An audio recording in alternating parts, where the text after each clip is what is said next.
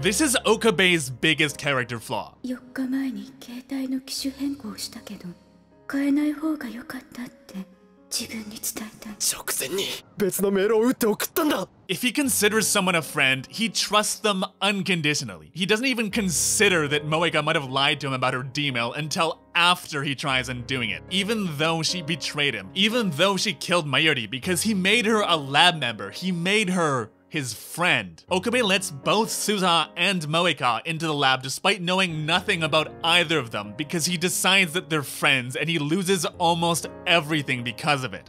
Welcome back, by the way, to my series analyzing, in depth, literally every single episode of Steins. This is episode 19. So it's a mixed bag of emotions when he learns that Moeka hanged herself in her apartment. So if there's one thing this scene tells me, it's that this is a great opportunity to give you a tour of a real Japanese apartment, and luckily, I happen to have one. It's my apartment. Holy shit. I didn't run out of material for this episode. You ran out of material for this episode. Fuck you. First, here's something you probably didn't know. Most Japanese apartments built around the 80s and 90s have really silly English names that don't make sense at all. Excellent house, Yangahaitu Le Grand, F's Flats, Sun Great. What happened to Royal Castles 1 through 49? I don't know.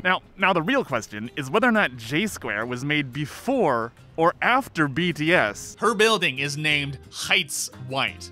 Yes, no, not White Heights. No, that would make sense. Heights White, obviously. I can't tell if this is an accident or if it's being deliberately ironic, but I'm not actually sure it matters. Before we get into the apartment tour though, take a look at this scene and see if you can spot what's wrong with it.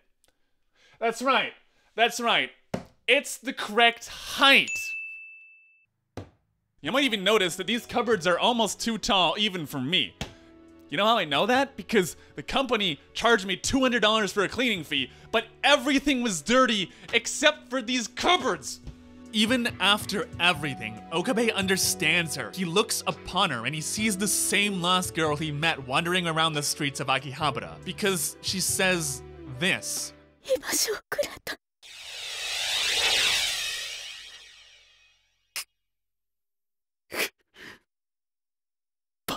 This isn't just stupid, this hurts him because despite everything, he considers her a friend. He gave her a place to belong, a real one, and he hates her even more for saying this. But he still pities her because he sees even more than before that she is exactly like him. Someone who just needs to be loved, someone who just wants some friends. Before we talk about what's missing in Moeka's apartment though, let's talk about my kitchen. And one thing you'll notice is that this sink is friggin' huge. Why is it so huge? I have this like rack here to like give me extra space, but this is how much counter space I have 2 hands worth of counter space. How is there twice as much sink as there is counter space?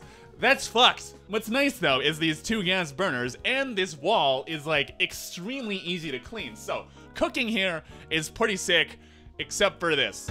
I have no idea what happened here, but someone should probably get fired. Oh, and I almost forgot, I bought these little suction cup things at the 100 yen store.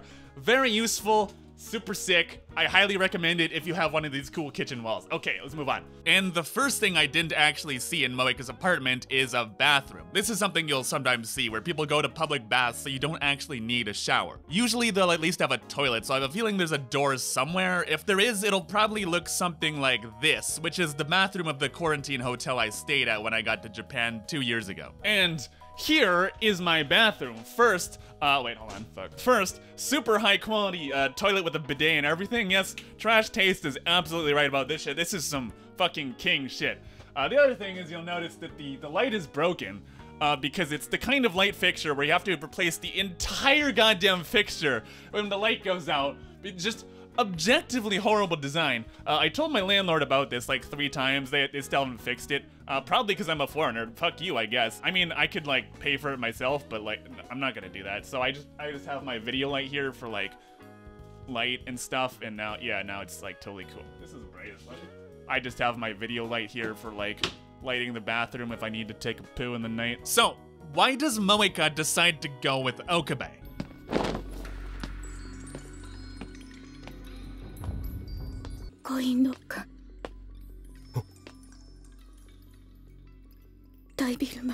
Moeka looks at the marks on her hands where Okabe attacked her, and she realizes that she should help him find FB, because what she realizes is that her life isn't real. FB isn't real. Nothing about her life is real, and even she herself is barely real. She hangs herself because she feels so isolated and alone from the world. But those marks on her hands where Okabe grabbed her, those are real. Okabe is real, and if she's ever going to truly live, she needs to find out who FB is so she can live or die in the real world, not in this fake one she's constructed in this shitty apartment. Here is... Fuck. Okay. So here is my... You know what? Give me a second. Yeah, okay, this is like probably way better. Okay, so here's my shower, and one thing you'll notice is about the shower is that, you know, normally Japanese showers are like, they'll have the shower side and then like the bath side, so you can take a shower and have a bath and then rinse shit off and be like super duper clean. You can see the problem with this one is that the shower is in the bath, which kind of defeats the entire fucking point of this entire exercise. So like, again, this apartment is just kind of... Whose idea was like any of this? I have no... Fuck. Whatever, let's just... God damn it. The last thing I want to share with you about Moeka is something that gets lost in translation. 会ったことない。会いたくない。